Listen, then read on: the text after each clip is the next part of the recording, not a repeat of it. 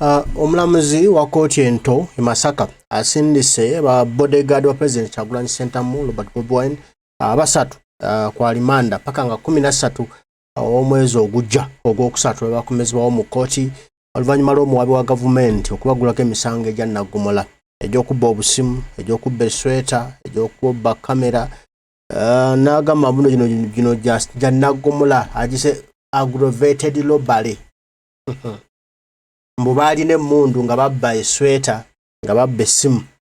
bakozesa mmundu era kyasazeewo n'agamba nti kabasindike kwa limanda kubanga gino emisango mbu tegiwozebwa kooti eno eya wansi ento ane nga bano kubanga baali ku misango gino bawaabirwa Mathias Mpuuga Nsamba Mzee Finito ng'ali wamu n'abannamawulire basasula abeye Masaka okuli owa NBS n'omulala awo bwe bati we bali bababbako essimu bababbako sweta mbukate ebyo bibabba ebyo essimu ne sweta bibaguzaako egyo emisango era bye bibavunaanibwa mbuno baakola omusango gwa naggomola oyo yakirewo ne bannamateeka nga we bali mu kooti okubanga bawolereza n'abagizi banno Masaka nga we bali akirewo Kivumbi munaffe Gaddafi Geno Gaddafi nga bali mu kooti e Masaka ng'omulamuzi abateemulira emisango emizungu nga bwe bazze nnyo ogwa naggomola nga bwe balina emisango eminene era nga bwe balina okutwalibwa kwa limanda era nga bwe balina okuba nga babitebya era nga bwe balina okuba nga beewuzaako era nga bwe balina okuba nga bavunaanibwa olw'ebyo ebigambibwa mbu baabikola kubanga misango minene okubba essimu n'okubba esweta abannamawulire babawaabira bannamateeka ensonga eno bagiwakanyiza nga bagamba okubagula ku bano omusango ogwa naggomola bwe gutyo kiba kitegeeza nti waliwo akabadde akali mu kuzannyibwa bantu banga baagala kubakola bya Ssegirinya ne Alan Sewanyana bye babakola era kubanga kati bagenda kubisindika mu kooti enkulu ne kooti enkulu ey'e Masaka erina omulamuzi omu so nga kooti enkulu banga erina abasalamuzi banna n'ey'e Masaka yerina omu bw'ati n'olwekyo nti tasobola kusala mazima era byakola byonna ali mu nkwawa za muntu nti babiwakanya ne sekuwakanya yonna omulamuzi ono yavaako okufa kwa Ssegirinya tikatoyinza mumuteeka mu mikono gye toyinza kuteekamu ate ba bodyguard ba Kyagulanyi n'ogaba bo bana ba safe nabo bayinza okugenda kagenderere keekamu ekyo kyekitiisiza bannamateeka nga bagamba nti batiddemu omulamuzi ono yandibadde agibwako emisango gino kubanga amanyiddwa ensi yonna mutemu ye nga ye omulamuzi ono ye ogugwe gwakutta ba political prisoners nga balemeza mu nkomyo kale katufune Kanso Samuel Muyizi abaddewo ku nsonga eno era abadde agitembeeta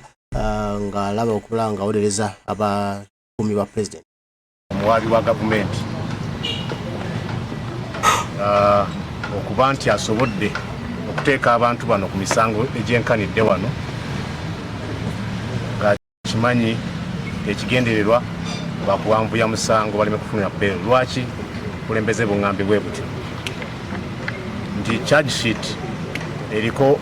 okubba esweta okubba emitwalo 2 okubba emitwalo 8 emitwalo 2 n'obusimu nga buubwo tekirabibwangako mu history ya Uganda ne mu y'emisango okubeera nti omuntu avunaanibwa aggravated robbery. Omusango gwa aggravated robbery maximum sentence is death. It attracts a death penalty. Bw'abanga omuntu gwe bagambye nti abbye gwasibyeko okubba akasweta akasimu mitwalo 2 ateekeddwa ku aggravated robbery olwo aba nkwata mundu ababba baasi namba era abateekako ki eyo tugenda ku taking up issue eyo tulowooza nga president wa Uganda Law Society bweyogera naffe katukyogera abodo ali mu buwambe gino emisango si gya muwaabi wa gavumenti misango gya gavumenti so tuzze wano ezo charges bali tusobola kubeeyimirira mu kooti nto newankubadde empapula mubalabye Honorable Sserukenya n'abalala babadde bazze nazo tuzibaddiza bwe bwazibidde ng'abamu ku ba complainants twogeddeko nabo era ne tubulya ne poliisi nti bano abamu abakomplaininga beekyabwe bagamba nti bw'aba yabuze akasimu ke yeetaaga ne ssente ne tutandika process gye bayita additional statement plan tukuteekawo embeera eyo olwaleero ku makya ssaawa 2 mbadde ku poliisi nga twayogedde ne bapoliisi betulowooza nti bategeera kitwewuunyisizza sipiidi gye bakozesezza nga bategedde ekyo nga abantu baffe ku saa 12 baba baleese dda ku kooti kati kikulaga nti ensonga zino si za mazima na bwenkanya wabula za kunyigiriza tukitegeddeko nti n'abantu baffe bangi era nga statement bwegambye others at large bebagambye nga bali Masaka nti baagala kubakwata era basinga abadde bajja mu kooti batwebuzzaako nga bannamateeka netubagamba oba bagala bakwata temujja ku kooti twabadde nabo naddala ku poliisi gyo so eno ensonga tulowooza nti yakuggyako omukulembeze w'NUP bakuumi be yakutiisatiisa bawagizi ab'NUP ekyo kyetugenda obutakkiriza kiri mu ddembe lyaffe nga bannamateeka okwadvisinga ekibiina kyaffe ekiddako tusabye charge sheet bali mu gifotokopinga essaawa eno yennyini tugenda kutandika okubaga bail application okusaba okweyimirirwa mu kooti enkulu wano e Masaka naye baŋŋambye mpiseewo ne kano nti basaba ku luno obutafaanana nga ku musango gwa omugenzi the Honorable Segirinya Muhammad ne Honorable Alan Sewanyana te kooti y'emu eno gye badde beemulugunyaako eya high court ereme kola nsonga nga bwe yazikola musango guli era ekimu ku bye basabye